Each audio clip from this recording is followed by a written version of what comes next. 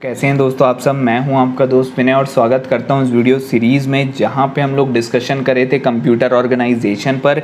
इस वीडियो में हम लोग गेट एग्जाम के क्वेश्चन लगाएंगे आईओ इंटरफेसेस के ऊपर, जो कि बेस्ड हैं पूरा का पूरा आईओ ऑर्गेनाइजेशन में जितने भी टाइप के क्वेश्चन बनते हैं वो सारे मैं आपको बता दूंगा। गेट एग्जाम के जो भी क्वेश्चन आए वो अपन लगाएंगे, अपना पूरा का पूरा आइडिया क्लियर करेंगे। तो चलिए स्टार्ट करते हैं बिना देरी के। देखिए पहला क्वेश्चन आपके सामने है गेट 2011 का, एक बहुत ही शानदार क्वेश्चन है।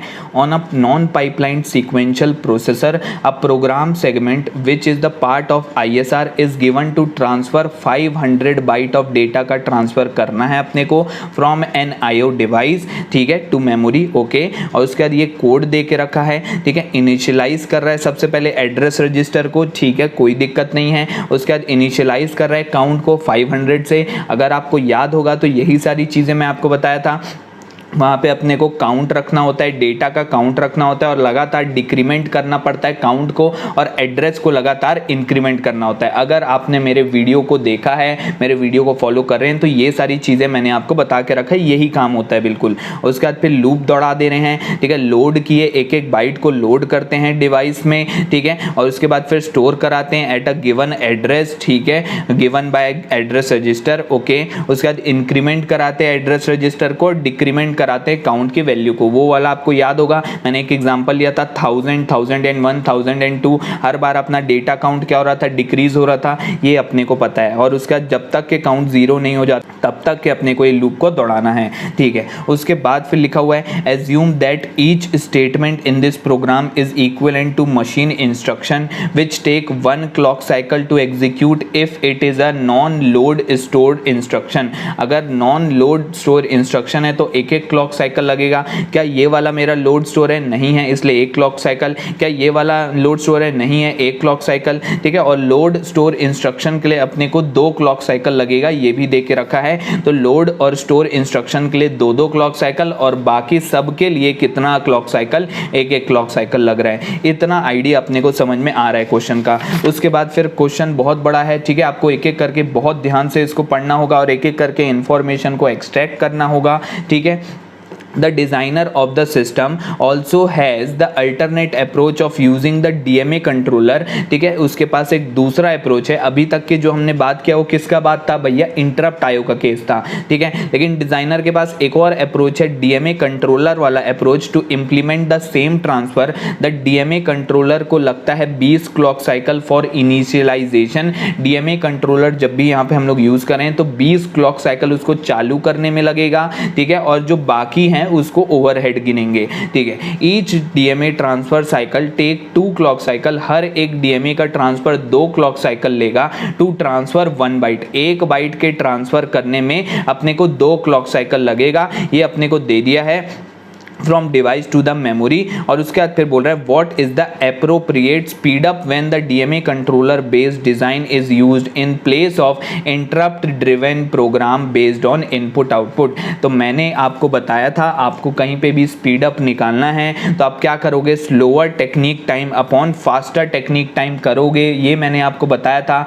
स्लोअर इन दोनों में से कौन है? ऑब्वियसली इंटरप्ट आईओ टाइम वाला अपना स्लोअर होता है, ठीक है, और डिवाइडेड बाय डीएमए में जितना टाइम लग रहा है। इंटरप्ट आईओ में जितना टाइम लग रहा है डिवाइडेड बाय फास्टर टेक्निक में, मतलब कि डीएमए में कितना टाइम लग रहा है। तो इंटरप्ट वाले के केस में कितना टाइम लगेगा? तो भैया बहुत ही सिंपल है, यहां पर से क्लॉक साइकिल, ये जो पहले के जो 2 इंस्ट्रक्शन है ये तो एक एक बार ही चलने वाले हैं, ये चीज तो समझ में आ रहा है। ये 1 क्लॉक साइकिल, ये 1 क्लॉक साइकिल। अब ये मेरा लूप में चलेगा, भैया कितने का लूप दौड़ेगा ये बता दो भैया। जब तक के काउंट का वैल्यू 0 नहीं हो जाता, मैंने आपको बताया था 0 काउंट पे कोई भी डेटा का ट्रांसफर होता है क्या भैया? नहीं होता। 500 बाइट को एक एक करके डिक्रीमेंट करेंगे तो ऑब्वियसली 1 से लेके 500 मतलब 500 बार ये लूप चलेगा कि नहीं चलेगा भैया? बिल्कुल चलेगा। अब भैया ये एक एक इंस्ट्रक्शन को यहाँ पे एग्जीक्यूट कराने में कितना क्लॉक साइकिल लग जाता है? 2 + 2 4 + 1 5 + 1 6 + 1 7। तो ये जो 7 क्लॉक साइकिल है ये 500 बार चलेगा और ये दोनों एक एक बार चलेगा। तो यहाँ पे वही चीज तो मैंने लिखा हुआ है। देखिए ये जो 7 क्लॉक साइकिल है ये 500 बार चला, प्लस वो जो पहले के 2 इंस्ट्रक्शन थे उसके लिए एक एक क्लॉक साइकिल मतलब 2। ये आइडिया आपको समझ में आया? और डीएमए का टाइम कैसे निकालें, तो यहाँ पे दिया हुआ है 20 क्लॉक साइकिल अपने को लग रहा है इनिशियलाइजेशन करने में, और जो बचे कुचे हैं उसके बाद के वो क्या है, ओवरहेड्स है मेरे। तो वहाँ पे यहाँ पे लिखा हुआ है each DMA transfer cycle take 2 clock cycle to transfer 1 byte of data. 1 byte of data के लिए 2 क्लॉक साइकिल लग रहा है, तो कितने बाइट ऑफ डेटा है सर, 500 बाइट ऑफ डेटा है भाई, बिल्कुल है। इसीलिए 20 + 2 × 500 कर दिए। सॉल्व करना है और आंसर लाना है, आंसर विल बी 3.4। मेरे हिसाब से आपको ये आइडिया समझ में आया होगा। ठीक है, अगला क्वेश्चन देखते हैं। अब गेट 2016 का एक क्वेश्चन है, suppose the function f and g can be computed in 5 and 3 nanosecond by functional units uf and ug respectively, given 2 instances of uf and 2 instances of ug, it is required to implement the computation. ये computation आपको करना है, ठीक है, for 1 से लेके 10 तक के i का वैल्यू है,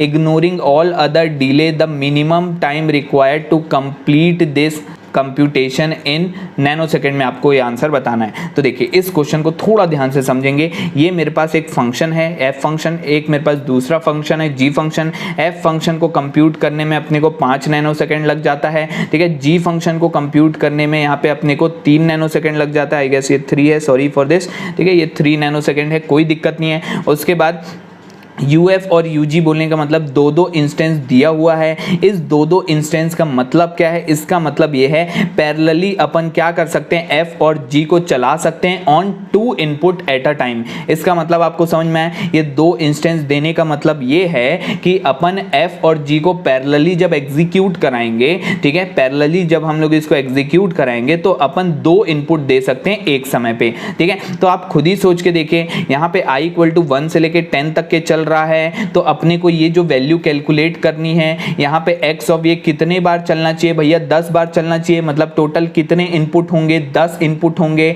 तो अगर एक बार में अपन 2 इनपुट पे काम कर सकते हैं और टोटल अगर 10 इनपुट है तो अपने को असलियत में कितने टाइम लगेगा, तो भैया जितना 5 इनपुट को लगेगा, अभी मैंने आपको बताया एक बार में अपन 2 इनपुट के बराबर का काम करेंगे, तो 10 इनपुट है तो अपने को 5 इनपुट के बराबर का काम लगेगा भाई। बिल्कुल ये आइडिया अगर आपको समझ में आ गया तो क्वेश्चन हो गया।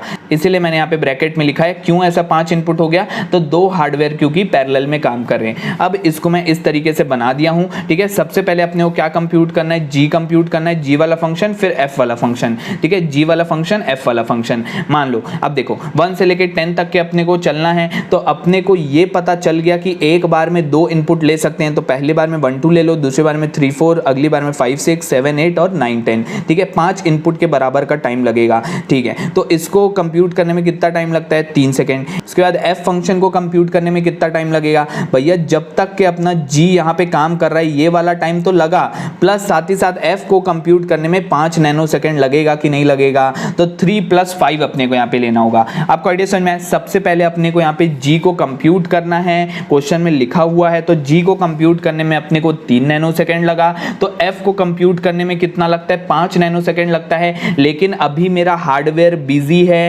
है बोलने का मतलब एट अ टाइम तो एक ही बार में एक ही फंक्शन अपना कंप्यूट होगा ना, ठीक है। तो ये जो g है यहाँ पे अगर ये 3 नैनोसेकंड लिया, तो ये जो f है ये अपना 5 नैनोसेकंड इसके बाद चालू करेगा। इसका जो टाइम है ये यहाँ पे 3 नैनोसेकंड लग चुका है, 5 नैनोसेकंड अगर f में लग जाएगा तो ये हो जाएगा 8 नैनोसेकंड। बस अपना काम हो गया। अब अपने को कुछ नहीं करना है, यहाँ पे सिर्फ इसको 3 से इंक्रीमेंट करते जाओ, ठीक है। g को कंप्यूट करने में 3 सेकंड और लगा तो ये हो गया 6, फिर अगली बार 3 सेकंड ये हो गया इस तरीके से, फिर अगली बार 3 सेकंड ये हो गया, फिर अगली बार 3 सेकंड ये हो गया। अब आपको फंक्शनल यूनिट को पैरेलली एग्जीक्यूट करा लोगे, लेकिन जो पहला स्टेप है, पहले स्टेप में आप पैरेलली काम नहीं कर पाओगे। पहले स्टेप को पूरी तरीके से एग्जीक्यूट कराना होता है। ये बेसिक्स ऑफ पाइपलाइनिंग है, ये अपने को पता है, ठीक है। कुछ नहीं, पहले स्टेप में बस अपने को सबसे पहले g को चलाए, उसके बाद f के लिए क्या करना होगा, f के लिए ये वाले टाइम को भी ऐड करना होगा, क्योंकि पहली बार में पूरा का पूरा टाइम लगने वाला है। जो टाइम इसको भी लगा प्लस जो टाइम इसको भी लगा।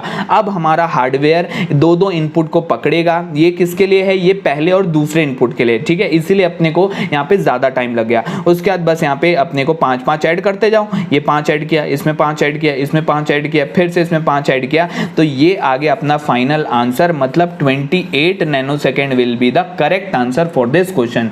मेरे हिसाब से आपको ये आइडिया समझ में आया होगा। अगर नहीं आया तो एक बार फिर से रिवाइंड करके देखिए, थोड़ा अपने दिमाग से सोच के देखिए, आपको जरूर समझ में आ जाएगा।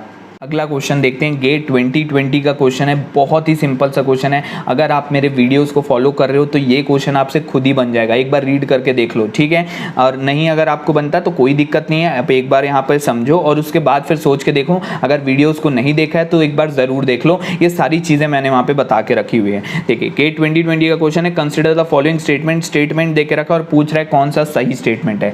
पहला स्टेटमेंट बोलता है भैया daisy chaining is use to assign priority in attending interrupt. बिल्कुल सही बात बोल रहा है, ये अपने को पता है, ये तो अपन एक वीडियो में डेडिकेट किया था डेजी चेनिंग के ऊपर, बहुत शानदार। उसके बाद फिर दूसरा बोलता है when a device raises a vectored interrupt, अगर वेक्टर्ड इंटरप्ट रेज करा है, वेक्टर्ड इंटरप्ट का मतलब आपको अगर सॉल्यूशन मिल जा रहा है तो CPU does polling to identify the source of interrupt. भैया बकवास कर रहे हो आप, तो ये अगर आपने मेरे वीडियो को देखा है तो आपको जरूर ये पता होगा। भाई बहुत सिंपल सी बात है, अगर वेक्टर इंटरप्ट रेज कर रहा है तो उसको पोलिंग करने की क्या जरूरत है, कोई जरूरत नहीं है भाई। अगला बोलता है in polling the CPU periodically checks the status bit to know if any device needs attention. भाई बिल्कुल सही बात बोल रहा है, यही तो हमने पढ़ा था प्रोग्राम्ड आईओ के केस में, ठीक है, यही चीज तो है, बिल्कुल सेम चीज लिखा हुआ है, कोई दिक्कत नहीं है। फर्स्ट और थर्ड सही लिखा हुआ है। उसके बाद फोर्थ स्टेटमेंट बोलता है ड्यूरिंग डीएमए बोथ सीपीयू और डीएमए कंट्रोलर कैन बी बस master at the same time. बकवास कर रहे हो सर आप तो, ठीक है, तो ये फोर्थ स्टेटमेंट गलत हो गया। इसका मतलब 1 और 3 will be the correct answer for this question. ये आपको पता होगा, ठीक है, ये सब कुछ मैंने आपको बता के रखा हुआ है, ठीक है। अगला क्वेश्चन देखते हैं। देखिए अगला क्वेश्चन गेट 2016 का क्वेश्चन है, बहुत ही सिंपल सा क्वेश्चन है। देखिए the size of data count register of a DMA controller is 16 bit, ठीक है। The processor need to transfer a file of 29154 KB, बड़ी सी फाइल को ट्रांसफर कर रहे हैं डिस्क से मेन मेमोरी में, ठीक है। The memory is byte addressable दे के रखा है, बहुत शानदार। The minimum number of time the DMA controller need to get the control of the system bus from the processor to transfer the file from disk to main memory is, ये चीज आपको बोल रहा है। इसका मतलब फिर से एक एग्जांपल से इसको समझते हैं। मान लो मैं आपको 100 बुक देना चाह रहा हूं और आप क्या करोगे, आप अपने घर से आओगे, ठीक है, मेरे घर आओगे और मेरे से बुक लेके जा रहे हो। मान लो 100 बुक मेरे को आपको देना है, ठीक है, और आपकी कैपेसिटी है कितनी, एक बार में 15 बुक ले जाने की। तो आप खुद ही सोच के देखो आप क्या करोगे। और मैं अगर आपको बोल दूं आपको मेरे घर कम से कम बार आना है, तो आप खुद ही बताइए आप एक एक बार में कितनी बुक लेके जाओगे। आपकी कैपेसिटी जितनी है उतनी ही बुक लेके जाओगे, ठीक है। 15 बुक लेके जाओगे, 6 बार लेके गए और उसके बाद फिर लास्ट में 10 बुक बची, उसके बाद आखिरी में 10 बुक बची, तो आखिरी बार एक बार फिर आना होगा। तो टोटल 6 + 1 7 बार आपको आना पड़ेगा। बिल्कुल वही काम यहाँ पे होगा।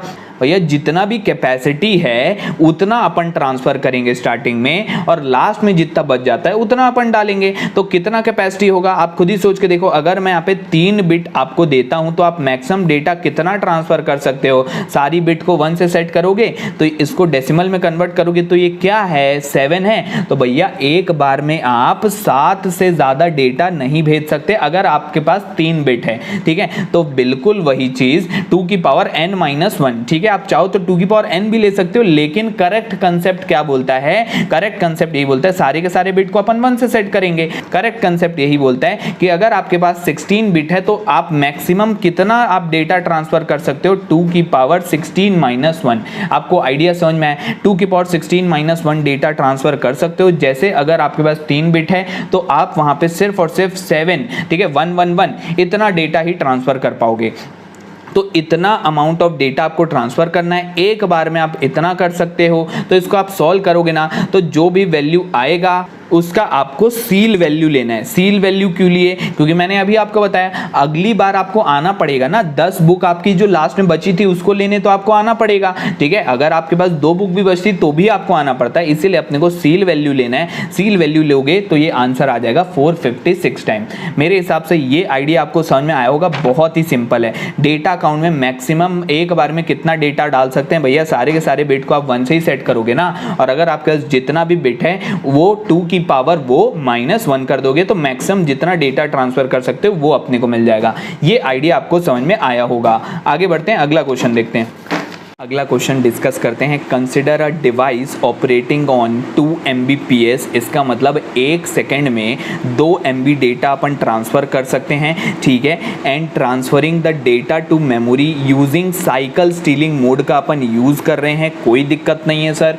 If it takes 2 microsecond, 2 microsecond ये ले रहा है to transfer 16 byte data to memory when it is ready या फिर प्रिपेयर्ड, जब डेटा रेडी होगा तभी तो अपन वहाँ पे भेजेंगे। हाँ, अपने को पता है साइकिल स्टीलिंग में क्या करना होता है, पहले डेटा रेडी होता है, मैं आपको बताया था पहले सोचना पड़ता है, वो जो दो सोचता है कुछ एक वर्ड को और जब रेडी हो जाता है उसके बाद ही हम लोग क्या करता है वो राइट करता है, ठीक है। तब अपन वहाँ पे सिस्टम बस का कंट्रोल उसको देते हैं, किसको, DMA को, पता है ये सब। Then percentage of time CPU blocked due to DMA is, अपने को ये बताना है कि कितने % टाइम में CPU ब्लॉक रहता है। तो अगर आपको याद होगा मैंने आपको फॉर्मूला बताया था, ये आपको दिखाता हूँ यहाँ पे, percentage of time CPU blocked. तो मैंने आपको बताया था अगर TX अमाउंट ऑफ टाइम लग रहा है प्रिपेयर करने में डेटा को, TY अमाउंट ऑफ टाइम लग रहा है ट्रांसफ़र करने में डेटा को, तो अपन यहाँ पे लिख सकते हैं percentage of time CPU blocked रहेगा,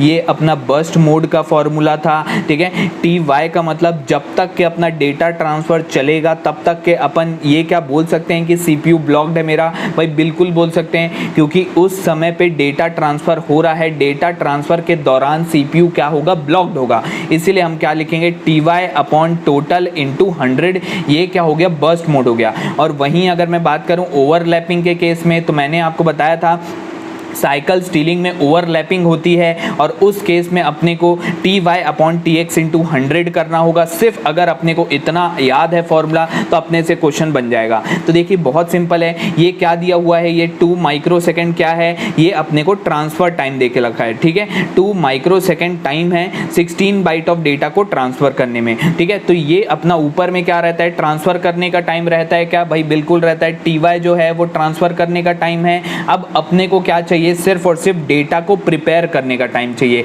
कैसे निकालेंगे भैया, बहुत सिंपल, 2 MB डेटा प्रिपेयर होता है 1 सेकंड में, तो 16 बाइट ऑफ डेटा कितने सेकंड में प्रिपेयर होगा, तो 1/2 MB इंटू 16 बाइट होगा क्या, भाई बिल्कुल होगा, एकदम नॉर्मल यूनिटरी मेथड है, ठीक है। मेगा को अपन 10.6 लिख देते हैं यहाँ पे बाजू में, ये बाइट से बाइट कैंसिल हो गया, ये 2 से ये 16 कैंसिल हो गया, तो ये आ गया 8 और ये ऊपर जाएगा 10⁻⁻6 बनेगा, इसका मतलब 8 माइक्रोसेकेंड आ गया। तो अपने को कुछ नहीं करना है, 2/8 इंटू 100 कर देंगे तो परसेंटेज ऑफ टाइम CPU अपना कितना ब्लॉक्ड है ये आ जाएगा। तो 25% will be the correct answer for this question, ठीक है। बहुत शानदार। अगला क्वेश्चन अपन देखते हैं, अगला क्वेश्चन देखते हैं, गेट 2004 का एक बहुत ही शानदार क्वेश्चन है। A hard disk with a transfer rate अपने को दे के रखा है 10 Mbps is constantly transferring data to memory using DMA। DMA का यूज करके एक हार्ड डिस्क क्या कर रहा है, ट्रांसफर कर रहा है डेटा को, इस रेट से ट्रांसफर कर रहा है, कोई दिक्कत नहीं है। The processor runs at 600 megahertz, इसका मतलब क्या भैया, हर्ट्ज का मतलब होता है क्लॉक पर साइकिल, इतना क्लॉक साइकिल अपने को लग रहा है 1 सेकेंड में, ठीक है। तो इसका मतलब क्या, इसका मतलब कुछ नहीं, 600 क्लॉक साइकिल अपने को लग रहा है 1 सेकंड में, इसका मतलब ये है। And takes 300 and 900 clock cycle to initiate and complete DMA transfer respectively, ठीक है। If the size of transfer अपने को देख रखा है, इतने बाइट ऑफ डेटा को ट्रांसफर करना है 20 किलोबाइट को, ठीक है। What is the percentage of processor time consumed for the transfer operation, अपने को यहाँ पे निकालना है कि कितने टाइम तक के हमारा प्रोसेसर जो है बिजी रहेगा। देखिए किस तरीके से निकालेंगे, सबसे पहले अपन यहाँ पे DMA का यूज़ करें, कितने क्लॉक साइकिल लग रहा है, इनिशियलाइज करने में उसको 300 क्लॉक साइकिल लग रहा है, 900 क्लॉक साइकिल लग रहा है DMA ट्रांसफ़र को कंप्लीट करने के लिए। तो टोटल CPU यूज्ड कितना हुआ अपना यहाँ पे 300 प्लस 900, तो टोटल 1200 क्लॉक साइकिल अपने को लगेगा पूरा कंप्लीट डेटा ट्रांसफ़र करने में।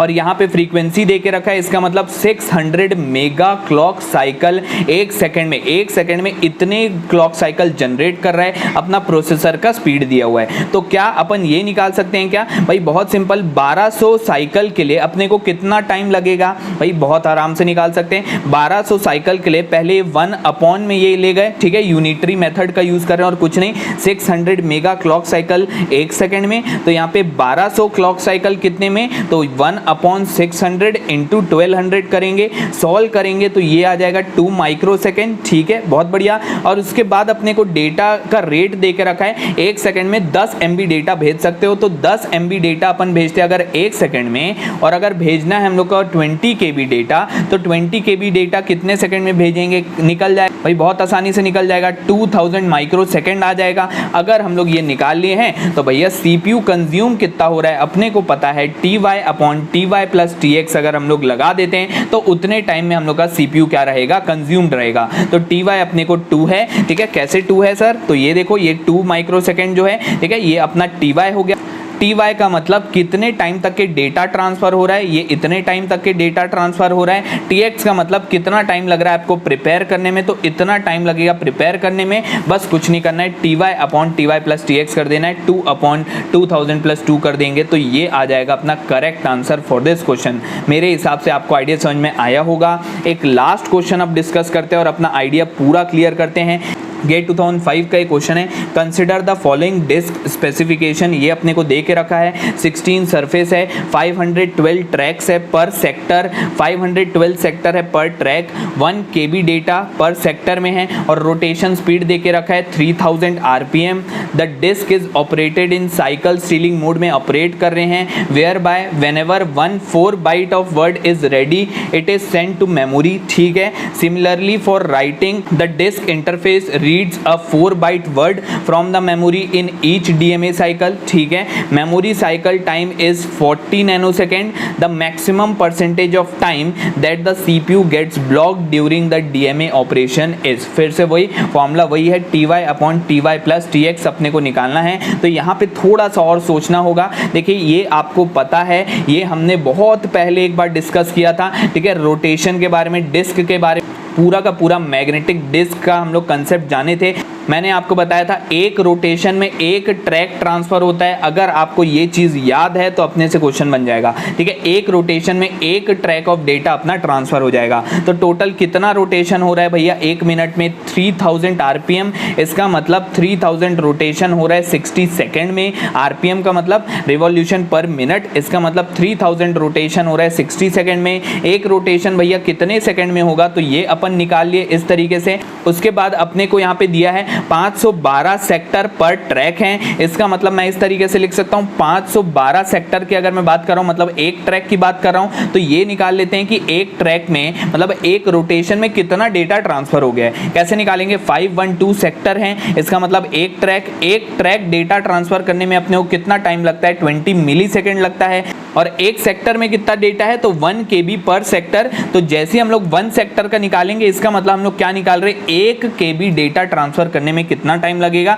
तो ये हमने इस तरीके से निकाल लिया। तो भैया अपने को यहाँ पे कितना डेटा ट्रांसफर करना है, 4 बाइट ऑफ डेटा ट्रांसफर करना है, तो 4 बाइट ऑफ डेटा ट्रांसफर करने में बस कुछ नहीं, यूनिटरी मेथड लगाए हैं, तो ये आ गया अपना 160 नैनोसेकेंड। ये अपना आ गया क्या है, ये है भैया TX, ठीक है। इतने टाइम में अपन डेटा को प्रिपेयर कर लेते हैं, तो बस TY/TX करना है। TY अपने को क्वेश्चन में दे के रखा है, क्या दे के रखा है भैया, 40 नैनोसेकेंड दे के रखा है TY, और TX अपना क्या है, तो TX हम लोग ने निकाल लिया। इतने टाइम में हम लोग डेटा को प्रिपेयर करते हैं, तो भैया कुछ नहीं, 40 डिवाइडेड बाय 160 इंटू 100 कर देंगे, तो ये क्या आ जाएगा, 25% आ जाएगा। फिर से क्या किया हमने, एक रोटेशन में एक ट्रैक ट्रांसफर होता है, तो हमने क्या किया, एक रोटेशन का टाइम निकाल लिया, ये इस तरीके से एक रोटेशन का टाइम आ गया। अब अपने को पता है एक रोटेशन में एक ट्रैक ट्रांसफर हो रहा है, मतलब कितना डेटा ट्रांसफर हो रहा है, तो एक ट्रैक का मतलब क्या है, 512 सेक्टर है, यहाँ पे दे के रखा है, एक ट्रैक का मतलब 512 सेक्टर, ठीक है। 512 सेक्टर है मेरे एक ट्रैक में, तो 512 सेक्टर के लिए अपने को कितना टाइम लग जाता है, 20 मिलीसेकंड लगता है। तो एक सेक्टर के लिए कितना टाइम लगेगा, इतना टाइम लगेगा भाई, बिल्कुल लगेगा।